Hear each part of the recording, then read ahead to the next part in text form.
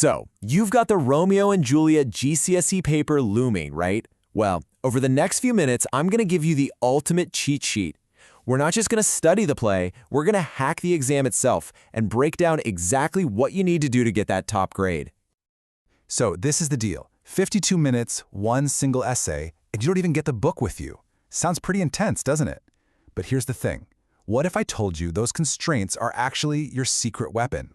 They give you focus. They tell you exactly where to put your energy. Okay, let's reframe this. This isn't a terrifying test, it's a challenge. And every challenge has a clear path to winning. First things first, you need to know exactly what you're up against.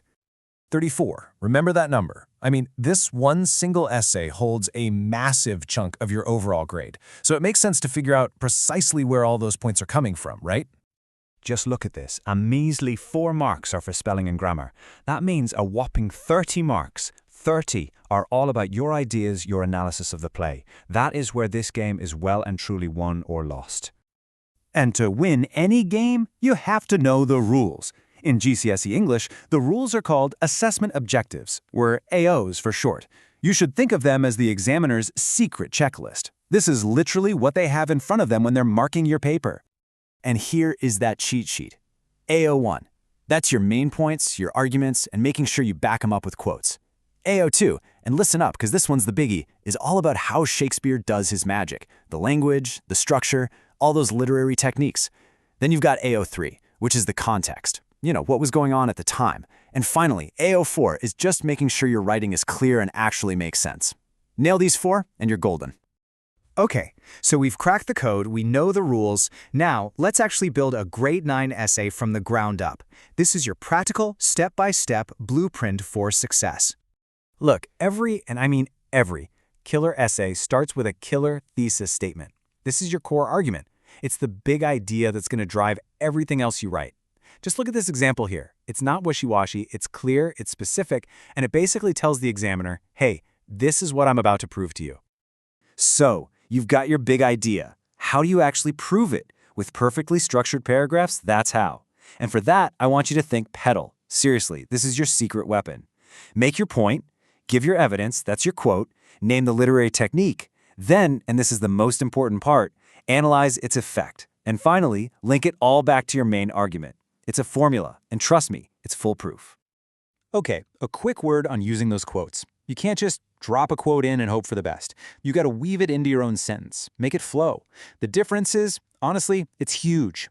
You can see the good example just flows so much better. It sounds sophisticated. The bad one is just clunky. It screams, I'm just listing a quote.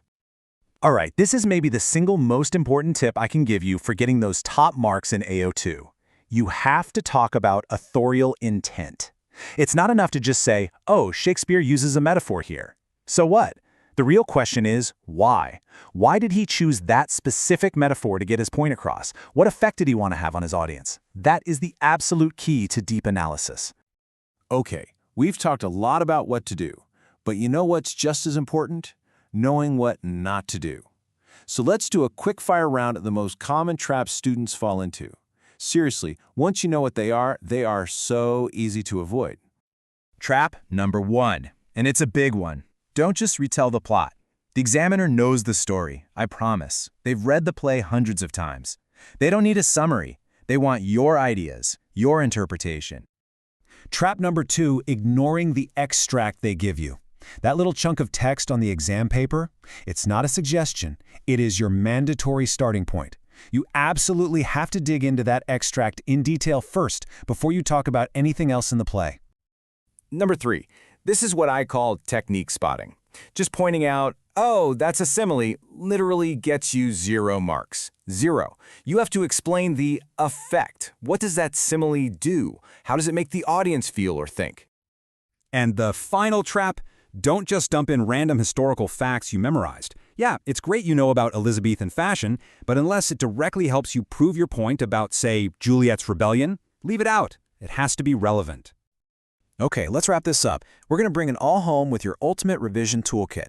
These are the absolute best things you can be doing in the final stretch to walk into that exam feeling totally on top of your game. So here's your checklist. First, memorize a few killer quotes for each main character and theme. Next, create little character profiles. Make sure you know the big themes: love, conflict, fate, like the back of your hand.